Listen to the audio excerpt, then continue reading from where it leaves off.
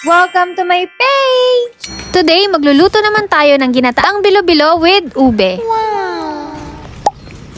Kapag nga ganitong maulan, ang masarap na meriendahan ay yung mga pagkaing may sabaw. Mabuti na lang din at meron akong itinirang 2 kilo ng ube galing doon sa hinukay namin. Ang kulang lang dito sa lulutuin ko ay kamote at yung tinatawag na bungkukan. Pero bukod doon ay wala naman ng ibang problema. At ang niyog naman na gagamitin ay nasa paligid lang, hinihintay lang na pitasin. Kaya na makumpleto na lahat ng kailangan, sinumulan ko na tong lutuin. At sa mga nagtatanong nga pala, paano namin ginagamit yung ube nang hindi kami nangangate? Dahil pagkatapos sukayin ay huhugasan namin to at saka namin hahalbusan. Pagka sinabing hahalbusan, ang ginagawa namin, magpapakulo kami ng tubig at doon namin to ibababad habang kumukulo ito. Kahit mga 5 minuto lang to nakababad sa pinakulo ang tubig, tsak na kapag binalatan nyo na to, ay hindi na makati ang dagdan nito. Nga pala, mabalik tayo sa ating nilulutong bilo-bilo. Ito nga pala yung unang beses na magluluto kami ng ganito karami. Diba? Kaya nga nabanggit ko sa inyo na nanghihiram lang kami ng tulyasi kasi hindi talaga kami naghahanda ng ganito maramihan. Pero dahil nga sa natitirang 2